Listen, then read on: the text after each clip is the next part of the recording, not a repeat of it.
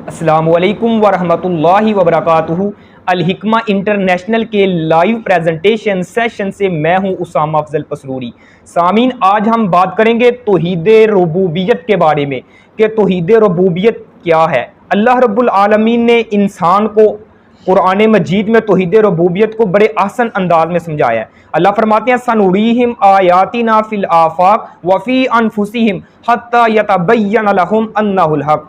اللہ فرماتا جب انسان کو اللہ کی تخلیق پر غور و فکر کے ذریعے اللہ تعالیٰ کی عظمت اور قدرت کا اندازہ ہو جاتا ہے تو یہ بات انسان کے لیے اللہ تعالیٰ پر ایمان لانے کا باعث بن جاتی ہے۔ اس لیے قرآن مجید میں اللہ رب العالمین نے توحید ربوبیت کو توحید الوہیت سے پہلے ذکر کیا ہے۔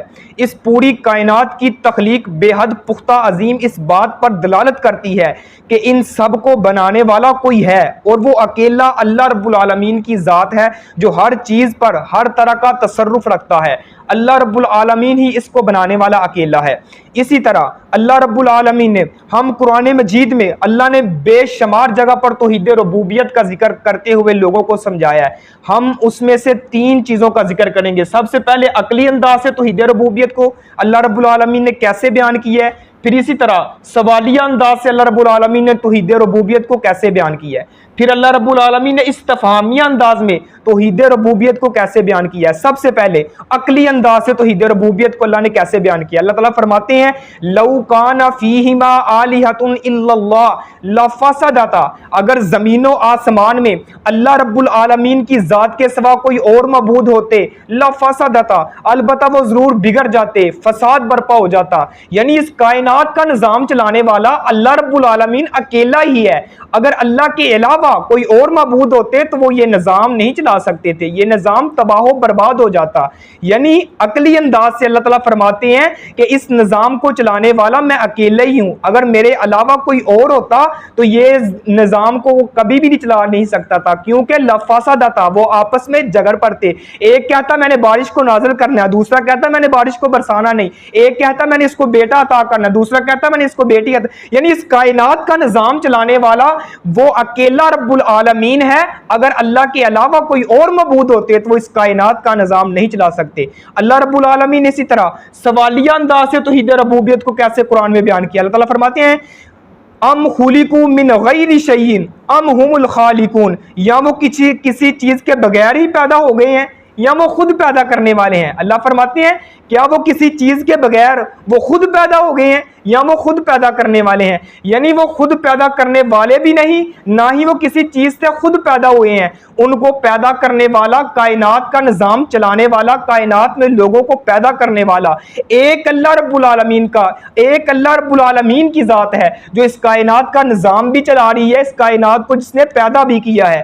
اسی طرح اللہ رب العالمین نے سوالیہ انداز سے بڑے احسن انداز میں فرمایا ام خلقوا من غیر شیء ام هم الخالقون، کیا وہ کسی چیز کے بغیر ہی پیدا ہو گئے ہیں یا وہ خود پیدا کرنے والے ہیں۔ اسی طرح تیسرے نمبر پہ اللہ رب العالمین نے استفہامیہ انداز میں توحید ربوبیت کو بڑے احسن انداز میں بیان کیا ہے۔ اللہ تعالیٰ فرماتے ہیں افرأیتم الماء الذی تشربون، کیا آپ نے وہ پانی دیکھا ہے جو آپ پانی کو استعمال کرتے ہو، جس کو تم پیتے ہو، انتم انزلتموہ من المزن ام نحن المنزلون، کیا تم اس کو بادلوں سے برساتے ہو یا ہم برسانے والے ہیں۔ اس پانی کو اللہ رب العالمین فرماتے ہیں بارش کے ذریعے ہم ہی نازل کرتے ہیں۔